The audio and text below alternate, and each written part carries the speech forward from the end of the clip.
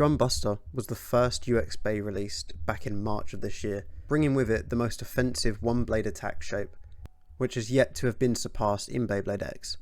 But has it sacrificed too much? In today's video I'm going to show you the best ratchets, bits and combinations to give you the best chance at winning with your Dran Buster. And if you are enjoying the content on the complete guide series, please like and subscribe to the channel and let us know which Beyblades you would like to see a complete guide on next. For Dran Buster, there's really only one ratchet that people mainly use, and that's 160, as it's the most ultra attacking combination that works very well with it. It lines up perfectly with the triangle shape at the front, which allows for very large smash attacks. You can destabilize opponents, break ratchets, and even KO them. Anything else ratchet wise is really up for debate and is kind of personal preference if you aren't running 160 on Dran Buster. For example, some people like to use 360 as it lines up pretty well, similar to 160 in the front. However, it also balances out a little bit more with the two prongs at the back, so it gives it a little bit more stamina whilst also maintaining a strong hit. Another attacking ratchet to use would be the 460, as the 460 also lines up pretty well with the front of the blade, allowing for large smash attacks and hiding the points so that it doesn't get bursted easily. And now my personal preference of ratchets are the following two, being one is the 560, which provides a bit more weight to the blade, allowing for heavier hits, as well as more balance and not knocking itself over often when it gets to lower stamina. As well as 760, which does the exact same job as the 560, albeit even heavier and even more stable, although you do sacrifice with both of these the stamina compared to both of the 3 and the 4 ratchets. It's also important to note that the 160 will have the lowest stamina because it throws the blade completely off balance, and when it gets slow it's not going to last long. Unlike the 160, there's not really a lot of clear-cut bits to use for Dran Buster, and it's kind of personal preference. One of the most popular ones that when Dran Buster initially came out that came with it was the XL bit. Due to its 16 gears, it has really fast attacks, allowing to enhance that smash attack completely. However, when it's paired with the 160 ratchet, it will just have 1 or 2 hits and then it's out of the game pretty much, so it's all or nothing.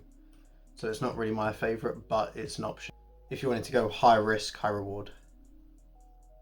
Another ultra attacking piece that could be used is Gear Flat. Gear Flat offers an aggressive attack stance with the flat facing bit, whilst also having a gear bit going all the way down to the base, which allows for it to X dash quite often. And whilst not being as fast as the XL, it does hit the acceleration rail a few more times, so it has a bit more stamina to have a couple more chances to knock out your opponent. The most popular one people play at the moment is Flat, which is like Gear Flat, however without the gears going all the way down to the base, which prevents it from X dashing as much as Gear Flat does. Now Dran Buster doesn't really have any balance types because it's just so offensive, but the two I'd prefer to use and I'd recommend you try out is Low Flat, first of all, being that it does the same job as Flat, that it wants to be aggressive whilst maintaining a bit more stamina, but because it's lower by 1 millimeter when compared to Flat, that allows for it to get underneath the opposing blades and pop more ratchets. And lastly, the new tech to come in is Level. Level offers best of both worlds, to be honest. It has the 16 gear ratchets just like XL does. However, it also offers stability and stamina in the late game with the point in the middle that all the other pieces that are commonly run on Dran Buster don't offer.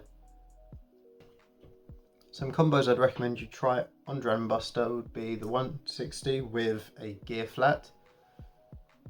As mentioned previously, gear flat offers quite an offensive prowess like flat and excel. However, because of the gears hitting the base, it gets a bit more offensive whilst gaining a little bit more stamina compared to excel. The second combo I'd recommend would be 560 low flat. Low flat obviously being a bit lower than flat allows for it to hit the Ratch underneath, and then the 560 just gives it a bit more weight to impact and maintain its balance whilst being lower to the ground. And lastly, the combo I'd be most excited to take into a tournament would probably be the 760 with level.